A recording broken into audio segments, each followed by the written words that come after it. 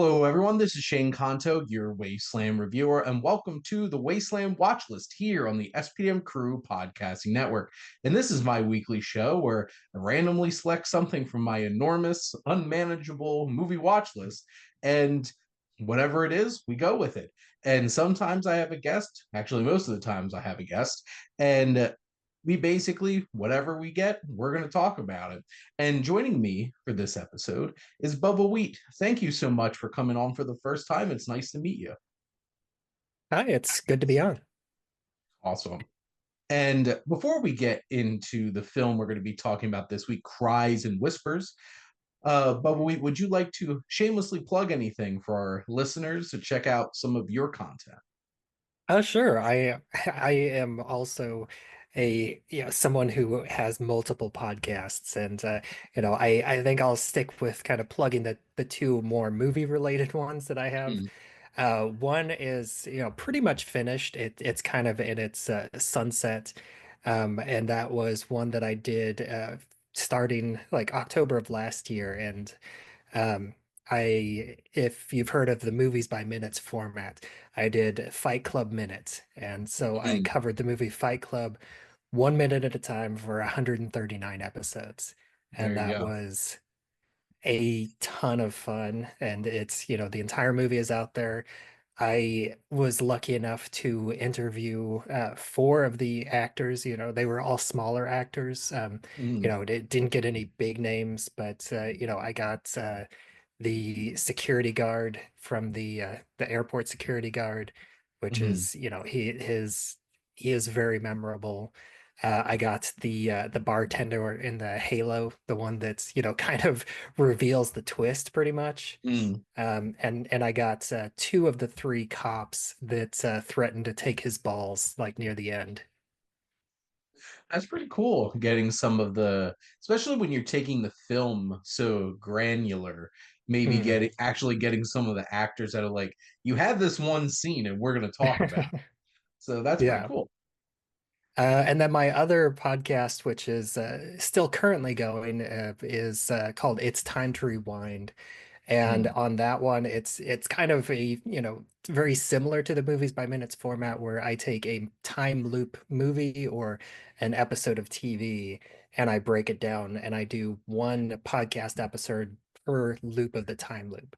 So my first season was Groundhog Day, and I broke that into 36 episodes, one for nice. each loop that we see on screen, and including and I always love this kind of trivia almost, but it's kind of the insanity, but it was a lot of fun. But there's a slap montage where he gets slapped 9 times, and Mm, over the course of like 10 seconds, and I it went to the level every single slap got its own episode. nice. They were extremely short, Yes. but they were a lot of fun.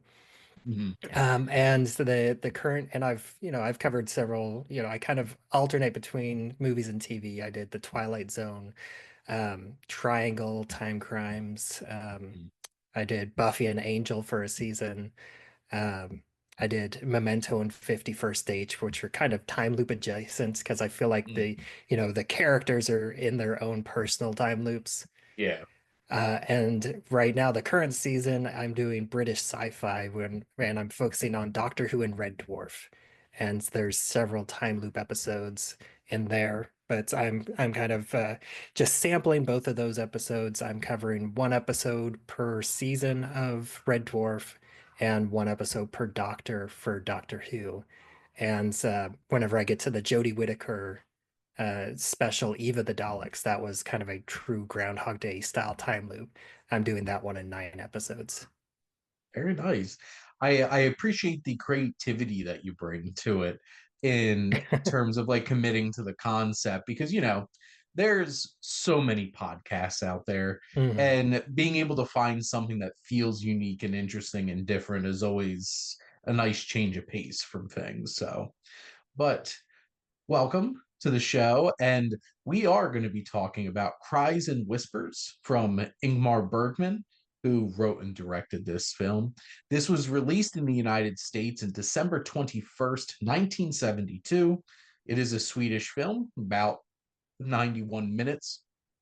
This film cost $450,000 and made about $3.5 million, starring Harriet Anderson, Kari Silvan, Ingrid Thulin, Liv Ullman, and Inga Gill. And Ullman is definitely a recognizable name from quite a few of Bergman's films. This focuses on two sisters and a maid processing the suffering of the third sister dying of cancer. So, some light material as we talk about it, and dealing with the two sisters trying to bridge a gap in their own relationship.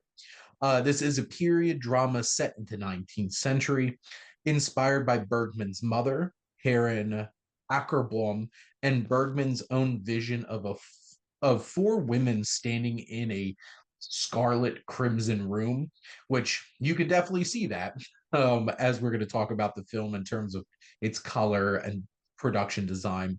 This was filmed in Tenzing Nasby Castle in 1971, focusing on themes of faith, female psyche, and some biblical allusions, utilizes saturated colors, specifically of crimson, which is used quite throughout the film, which is very different from Bergman because a lot of his films are in very crisp black and white.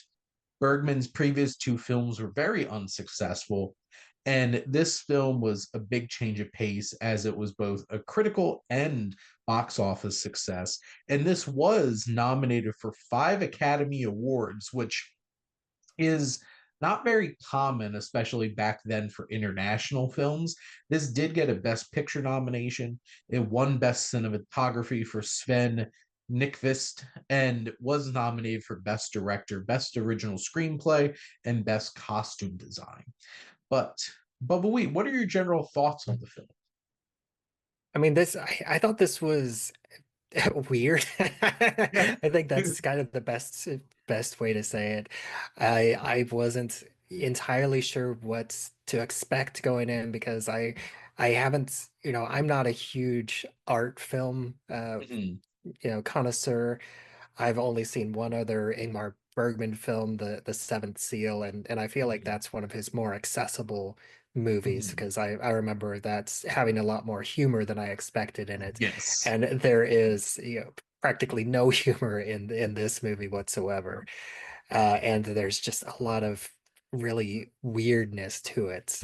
But I did get invested in the characters. I do think that it really paints a fascinating picture, especially of the three main characters, Mhm. Maria, Karen, and Anna. Yes, this is certainly a film that really leans into visual metaphor, leaning into some gorgeous visuals just in general from its production design and its costuming and its cinematography. And it's kind of like a raw nerve of a lot of feelings going on and a lot of pent up feelings and emotions kind of being let loose because of this very tragic situation. And, these performances from these four women are really impressive in terms of the layers of complexity that's going on between them.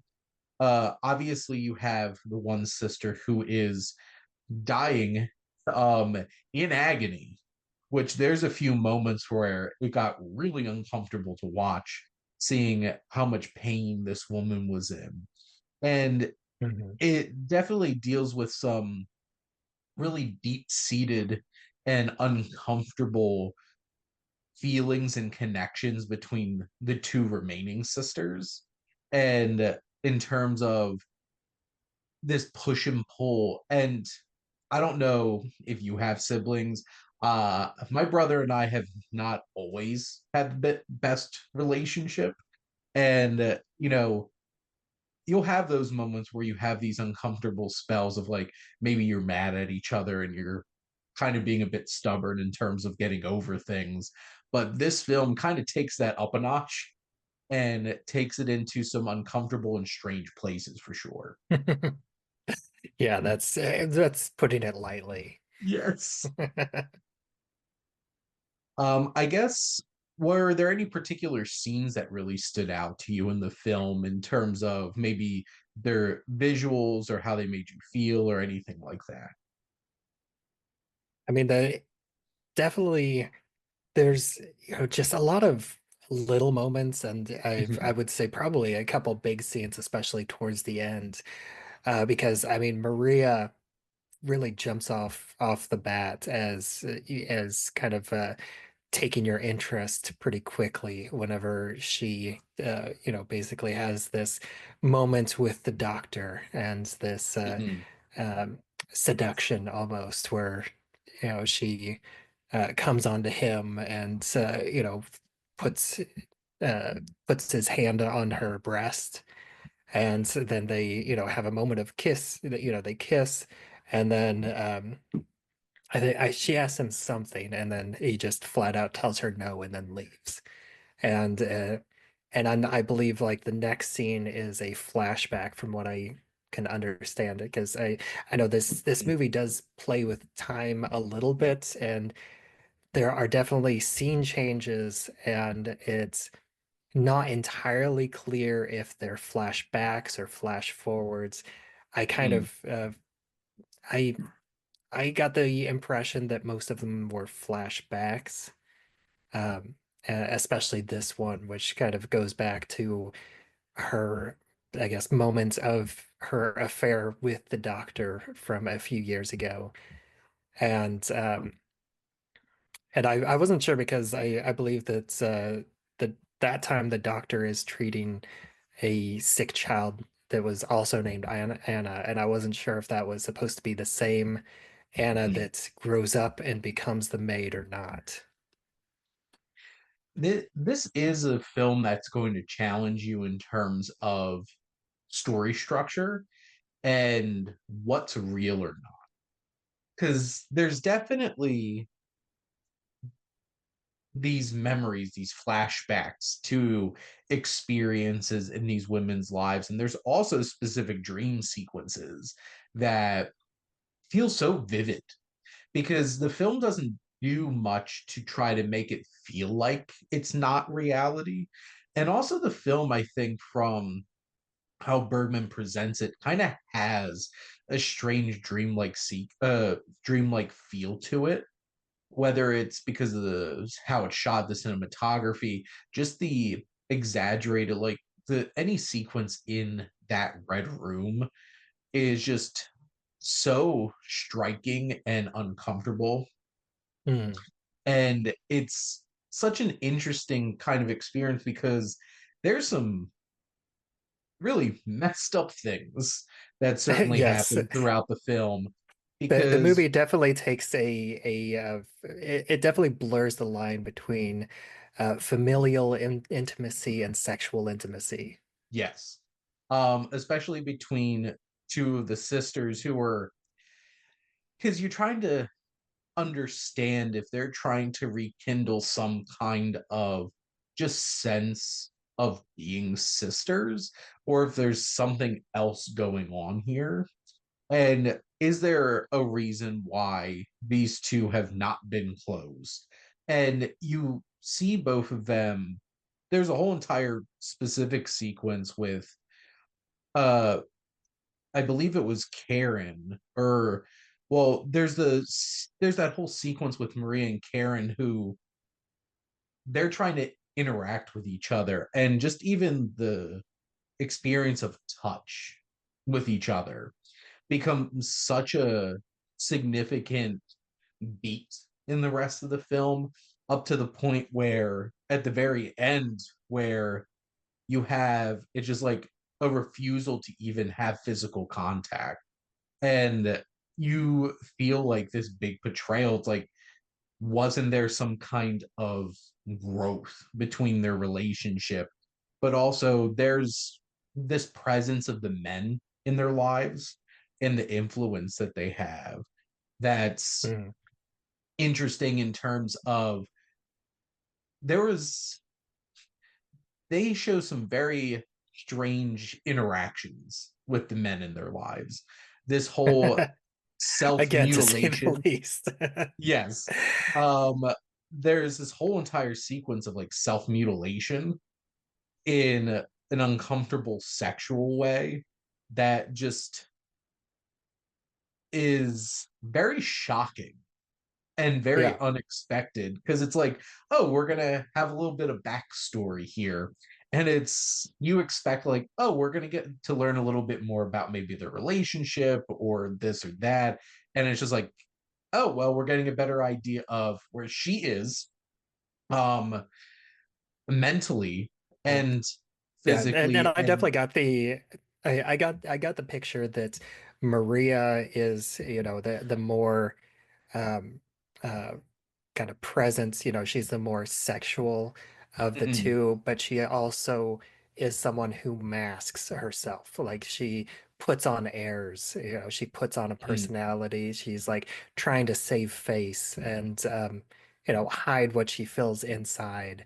And then Karen is kind of the opposite, where she's repressed and mm, she's the one that's often wearing black and mm, and we see this in kind of two different ways. Maria is the one that has the affair with the doctor, mm. and then her husband stabs himself Yes.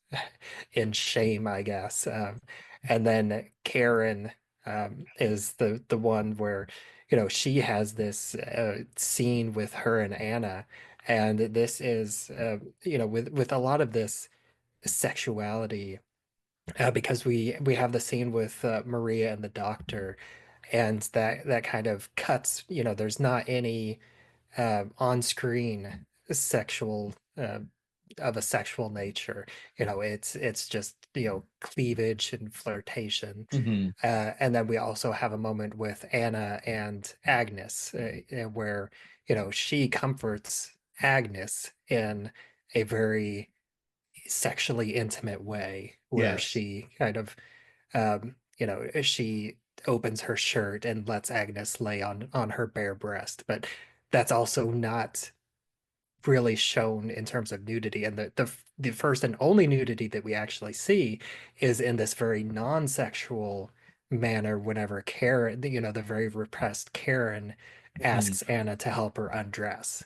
And in that moment we do see Karen become fully nude as she changes into her nightgown.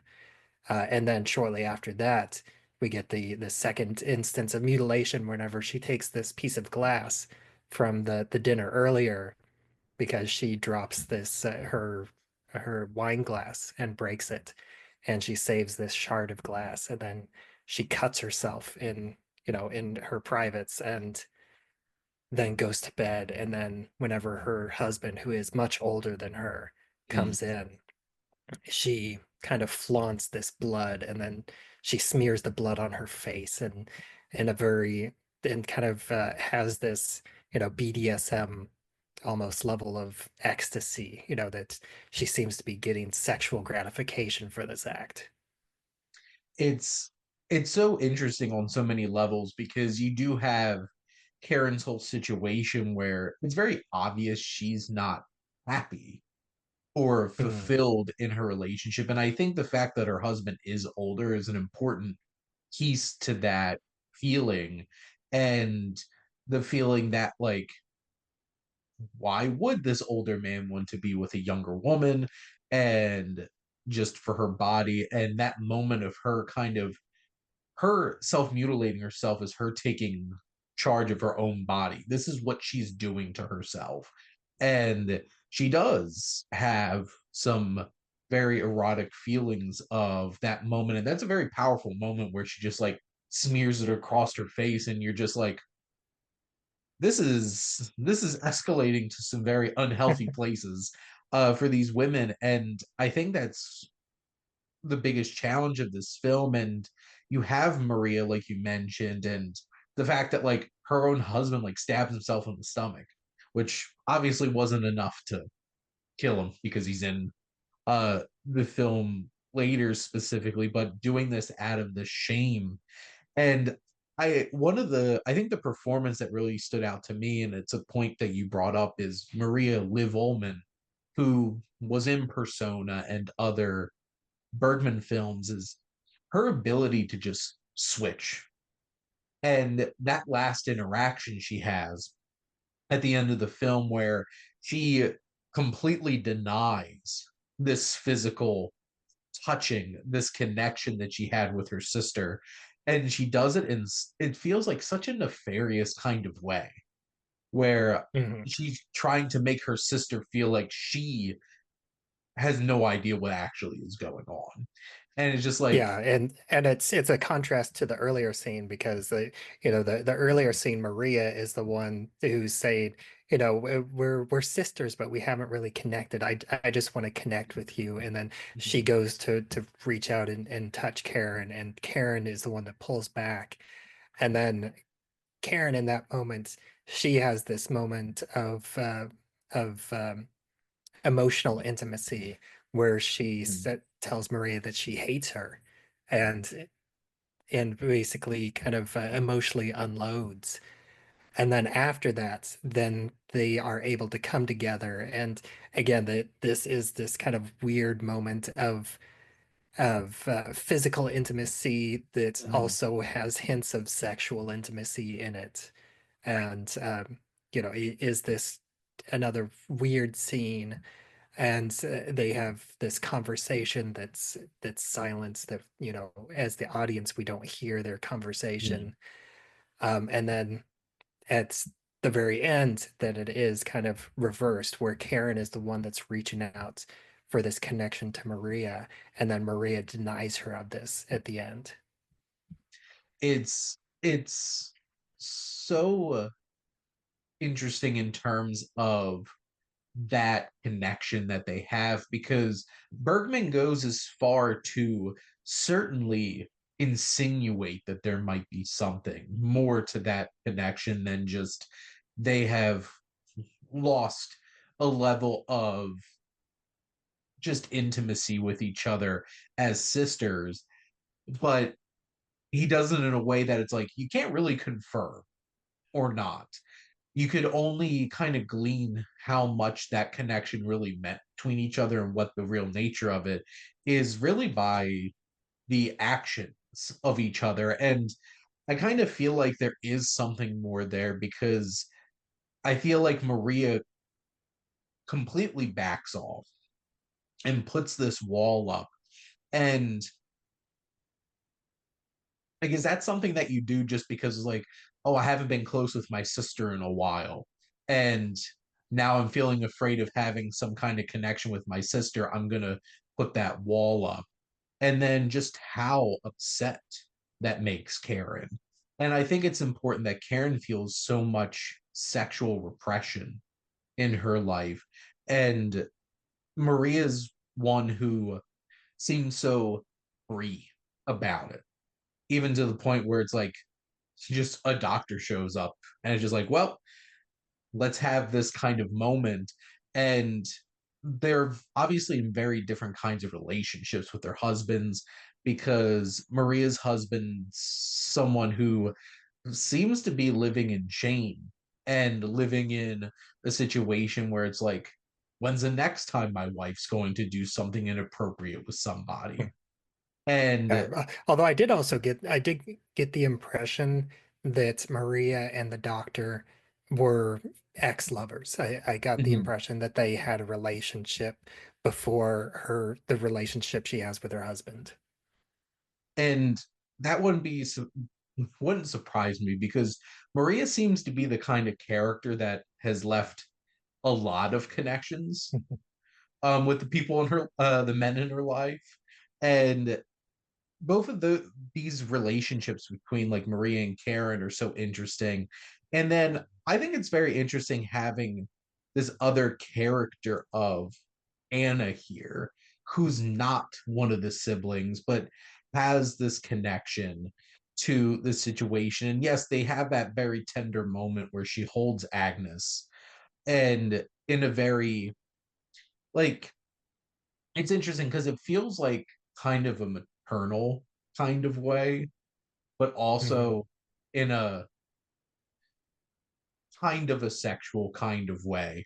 But just gets to the point where it's just that her head laying on her bare chest like that, it's just some kind of feeling of intimacy And Yeah, I feel like the film itself doesn't paint a clear picture of whether or mhm, not the two of them had a lesbian relationship or if it was just a you know, a familial intimacy between the two of them because she had been the maid there for 12 years. yeah. And it just that's that level of closeness. And they, you know, the men have a moment of dialogue where they say, you know, I Anna has become too close, and you know she doesn't know her place, even though the women, I forget which one, but they said, you know, they're trying to decide if they should, you know, give her a bonus as she Mhm. leaves, or and to let her have a memento from her time. And I kind of I took it as that, you know, maybe her and Agnes did have a um, sexual, you know, a lesbian relationship, and the two sisters kind of it was like, you know, the worst kept secret. And so they knew that this was going on, but it's one of those unspoken things. And so they kind of wanted to do something for Anna because of that without making it obvious. Well, and that's a very powerful moment too when it comes down to like, oh, she could take a memento. And it's very much like, no, I'm good. Because and it's very patronizing to her in and you bring up a very interesting point as well because if anybody out of the four of them, the of Karen and Maria and their husbands, it's the sisters that have that feeling and understanding of like what was really going on here. And even if like Frederick's the one who's really taking that control in that situation, and it is a repression. It is if this was actually going on, we're not going to acknowledge it. And also, she's just the hell. And you also get that Mhm. kind of classist kind of perspective too, because they're very obviously a well-off family in some shape or form. And obviously Anna's the mate. She is the quote unquote help that is there. And obviously there's something much more impactful going on between Anna and Agnes. And even up to the point where Anna finds Agnes's diary. And at the very end of the film, this film has so many interesting threads to explore. And Bergman walks such a great tightrope of heavy implications without full confirmations. And it allows you to explore this film in so many different ways. And it always has you thinking, what are the true motivations of these characters? And you can process it for a long time afterwards. And this is definitely a film that sat with me for a while since I watched this a couple days ago. And it's this is all in like 90 minutes. Like this isn't even Mhm. a particularly long film. It's a pretty lean film. And we haven't even talked about the you know, another kind of weird scene with the I guess the ghost of Agnes. Yes. Which in terms of like obviously it's interesting because her passing comes earlier in the film than I anticipated. Because like I kind of figured like this was gonna be something that like builds up to the end of the film, but it opens the door for something like this whole sequence where Agnes returns to life and is interacting with Karen and then Maria and how they have their different kinds of connections and how it's so very interesting how Maria, Karen, and Anna all react differently to this kind of situation. And I think it says a lot about their different kinds of dynamics and relationships that they had with each other. Mhm. And then it's the and there's also a lot of fades to red. You know, the Yep. red is a very dominant color, and you know, I think the women are pretty much only ever wearing either white or black. Hmm. And I think it's makes a very powerful and striking visual experience of this film of keeping those colors very basic and very specific in each of these situations. And I know I mentioned in the notes earlier, but like this was different compared to a lot of Bergman's other films that did not. Like a lot of them were this black and white experience, and this is a very vibrant film in terms of and a richness to everything. And I'm just like looking through the pictures that they have on like IMDb, and there's very few shots in this film that aren't specifically red, white, and black. Hmm. There's a couple of shots, like especially like when it shows that like memory from the diary where they're like outside on swings, but a lot of this film and like even the use of blood being red is so important in terms of just the whole color palette of everything going on in this film. And this really feels like a film that was in complete creative control by a filmmaker. And this doesn't seem like the kind of film that Bergman probably got notes on because it feels so very like visually striking, very specific, thematic. And like I can't even imagine what a studio would say about this film in terms of like all the different kinds of story beats that are happening. And it's I also find it kind of fascinating. Like this was a box office success and was nominated for Best Picture in Hmm. terms of how daring and artful that this film is in particular. But it does hit on a lot of very interesting and complex themes and will certainly challenge you to try to process everything that's going on. And the performances are incredible. A lot has to be said about the four women that really anchored this film down and how they bring so much life and complexity and just emotion to their performances. Hmm.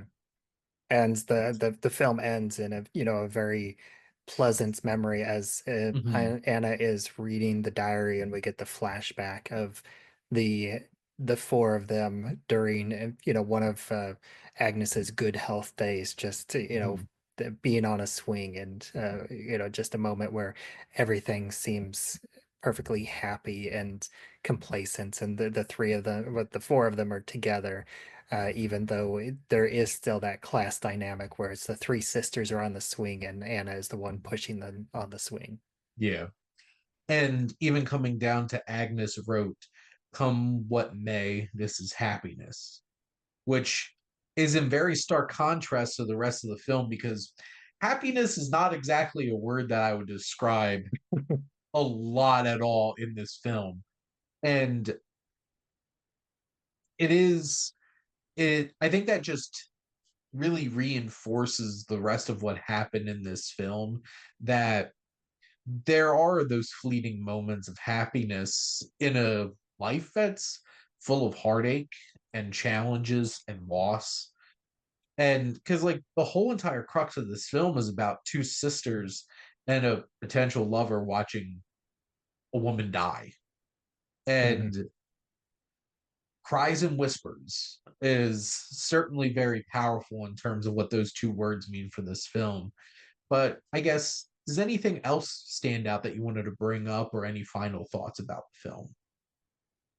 No, I don't think so. I think we really hit on like a lot of the big plot beats that really stuck with me, and really the overall feeling of it. Even though I think I've used the word weird quite a bit, but it is very striking, and it does, it's very impactful as well, and I did enjoy watching it. Yes, and as I'm like filling out my Bergman experience, because there's a few of his films that I absolutely love, and this is a film that is definitely up there with like Persona as a film that it's just going to have you sitting there thinking about this long after you're done watching this film. And even just processing through this conversation and really digging in deep and thinking about it. And this is why we talk movies, because there's so many rich and interesting things that we can talk about, and there's a wide range of different kinds of films I've talked about on this particular show before, and this is definitely probably the densest and most complex and interesting. But Bubbawheat, thank you so much for coming on and playing some movie roulette and chatting some movies with me. Yeah, it's always fun to not have to go through the struggle of deciding what to watch, and it's also good to have an excuse to watch an older and more challenging film, and because I do often enjoy them, but they are rarely at the top of my watch list. This is definitely not that kind of film's like, you know what I'm really in the mood for? Some cries and whispers. But when you do take the dive into this film, it is certainly worth the experience for sure. But thank all of you out there for listening. Make sure to like, comment, and share on this episode. If you have dove into some of Bergman's films, what are some of your favorites? What are the ones that stand out to you? Make sure to follow or subscribe wherever you listen to your podcasts. The SPM Crew Podcasting Network has a wide range of different kinds of shows, whether it's about movies and television and sports and music, physical media, comics, and, just chat and life with Luke and anything in between. But a lot of great shows for you to check out. And if you like our logo, go check out High Flyer Creative. They do some great work. And if you're ever in need of those digital marketing needs, there's somebody to check out. But most importantly, thank you as always for tuning in and listening to the Wasteland Watchlist here on the SPM Crew Podcasting Network.